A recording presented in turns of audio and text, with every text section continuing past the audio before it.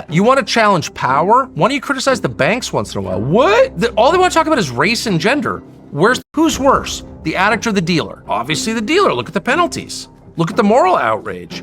Are we matter at Pablo Escobar or some guy dying of a drug OD in Central Park? It's not even close. Pablo Escobar is the root of the problem. They sent this kid a credit card offer in college when he's 23. They're letting him buy DoorDash on credit, which is very common now. Buy now, pay later, that's debt. You want to challenge power? Why don't you criticize the banks once in a while? What? All they want to talk about is race and gender. Where's the real power? In white supremacy when whites are dying off? It's not in white supremacy, son. It's at Citibank and JP Morgan. You didn't know that? What's the top rate for a payday loan in the United States? I'll tell you, it's 600% annually. 600%. That's illegal, yes! But the slave master never gets blamed, only the slave?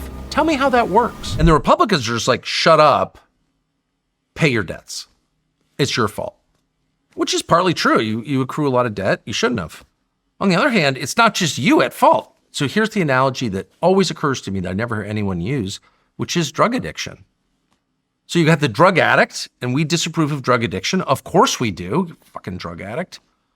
But ultimately, we don't punish the drug addict as harshly as we punish the person who sells them the drugs, do we? Who's worse, the addict or the dealer?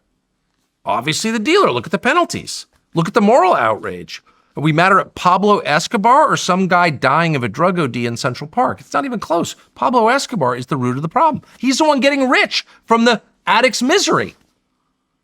Well, I have no idea why we don't assume the same posture toward debt. Yeah, the kid shouldn't be, 50 grand in hock to a credit card company, but what about the credit card company? They have no role in this?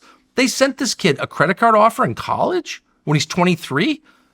They're letting him buy DoorDash on credit, which is very common now. Buy now, pay later, that's debt. It's disguised, no interest, but there are late fees. It's debt, and it's debt slavery, and they're enslaved by it. But the slave master never gets blamed, only the slave? Tell me how that works. That is totally illegitimate, it's immoral, and it's on us as adults. I mean, I have no debt. That's rule one, no debt. I can't afford it, I'm not buying that. Not because I'm a virtuous person, because I'm so afraid of debt, because I know that it means no freedom. I'm indebted. I'm literally indebted. I'm not free. And no one ever says that. Anyone who says that is like, shut up, socialist. But even the socialists aren't saying it. That's what blows my freaking mind. That's when you know it is a real conspiracy. You talk to the DSA kids. Oh, I'm so radical. I'm in DSA. Whites are bad. I'm pro-trans. That's not radical, dude. That's just fucking stupid. You want to challenge power? Why don't you criticize the banks once in a while? What? All they want to talk about is race and gender. Where's the real power? In white supremacy when whites are dying off? It's not in white supremacy, son. It's at Citibank and JP Morgan. You didn't know that? They themselves are tools of actual power, left and right. The right is way off into libertarian economics, just the free market. There isn't a free market in this country, period. Hasn't been. In my lifetime, for sure. There definitely isn't now. It's a monopoly economy, obviously. And then the left is way up and all this other garbage meant to divide the population against itself to keep them from challenging actual power. And I'm not for revolution, but we're going to get a revolution if we don't readjust a little bit soon. So I would say, let's hold lenders at least as accountable as we hold debtors, because that's fair and obvious. And in fact, I think lenders are way more culpable than borrowers. And let's take a good look at the interest rates. No society has ever allowed usury at the scale that we do. Oh, shut up. You can't talk about usury. Why? Because you're benefiting from it? Fuck you. I'm not afraid of you. No. What's the top rate for a payday loan in the United States? I'll tell you, it's 600% annually. 600%. That's illegal. Yes. Holy shit. And why don't we care? Because it's just black people. It's the ghetto, or, it's poor people. It's not just black people. Of course, it's literally not. But in your mind, you're like, oh, that's pathetic. A payday loan. Okay, but that's a human being. That's a fellow citizen, and we don't care at all. 600% annual interest. That's a desperate human being. Why is that allowed? Why is it so hard to say, how about no? The same reason you can't make my daughter into a prostitute, OnlyFans, because it's disgusting. And if we can't say it's disgusting, at the very least, before we even say it's illegal, how about it's just bad? Then we've lost the most basic defense mechanism that allows any society to continue. You have to be able to say, no, that's too big a threat to us. No, Satanism is not the same as Christianity. You can't have a Satanist creche in the state capitol or whatever they call it, shrine to Satan. We're not doing that because that's self-destruction.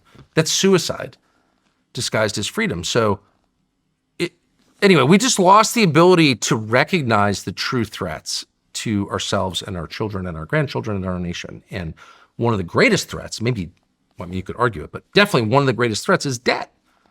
And people are getting rich from debt. I know them personally, and so do you. We call it finance. That's the name of it, finance. What does finance mean? It's loaning money to people at interest. There's a place for that. I don't think that it's inherently evil to loan money to people. I've loaned money to 1 million people personally. I never get it back, but whatever. Anyway, the point is, it's not inherently evil, but the details matter. At what rate? Who are you loaning it to?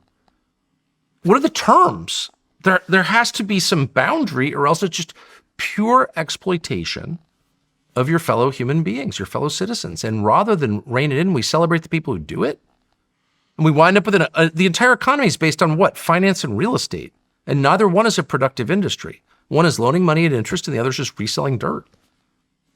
Okay, that is not going to last. That's not, and then tech. I complain about tech a lot.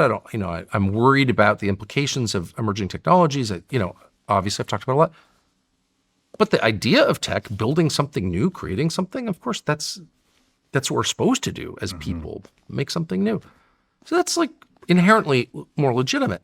Real estate and finance are components of a healthy economy. If you find that they are the economy, you're going to get what you deserve, dude. And nobody is saying that. I don't know why. Well, I do know why, because the real estate and finance lobbies are way more powerful than the normal person lobby, which doesn't exist. But young people, anyway, I'm far afield, but the point is young people are being destroyed economically. Dr. Carlson must understand that people are being played, okay? Common people are being played. That is the honest truth. And we have been played for the longest time in memorial. We have always been played. What you think is actually going on is never what is going on. Your perception of things is totally different from the reality of things. You might think that you being in for Black Lives Matter was making sure that blacks really get what they deserve or their lives really matter. But it's not it. It's not it. You are just being played. It's not it. The Black Lives Matter will be funded by one billionaire who has connection to almost every single thing that has price tag on it. They squeeze you dry. They use part of the money they stole from you to give it back to you as funding for one pet project or the other. That is what they do.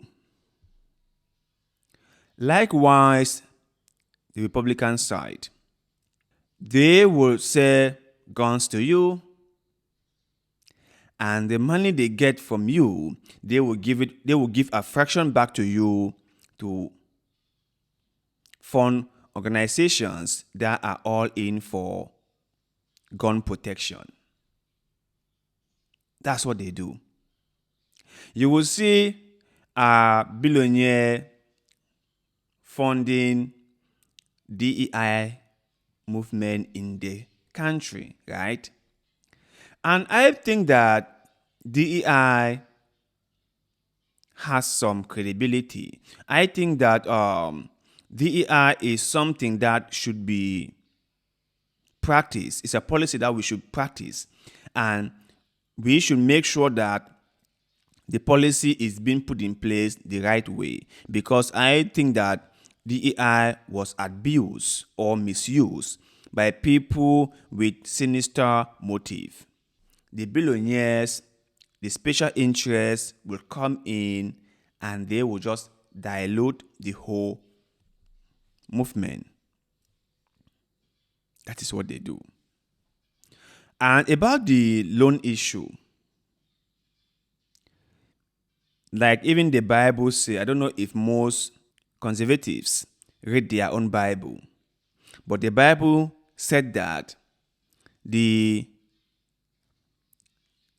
borrower is a slave to the lender. That you are a slave to the person who loan money to you.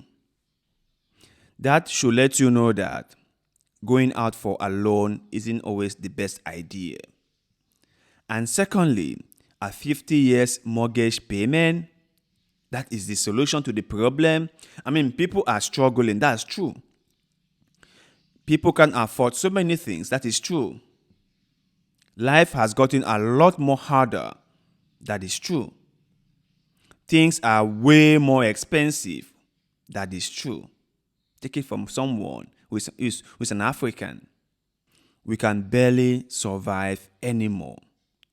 Things have just gotten so expensive. People can't afford homes.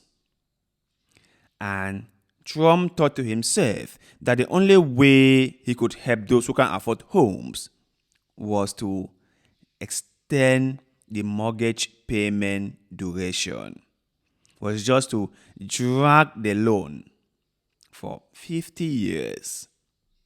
You know, they are saying that the average home buyer is 30 years or 35 years. And if you're supposed to pay a mortgage for 50 years before you can own the house, which means that you pay mortgage from 30 to 50, you'll be 80 before you pay the mortgage for that house. 80. And most of the time, people default on their mortgage payment, right? So there is no guarantee that you're gonna pay every single month for 50 years. Maybe some months might come with a lot of challenges, and you might not be able to make payment for that month. So that the payment will drag on, maybe to 90 years or 100 years, or maybe that debt will just pass to your next of kin or maybe your family, and they can keep on paying the mortgage.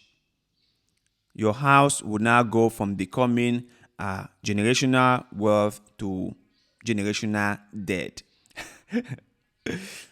That wasn't the solution to the problem.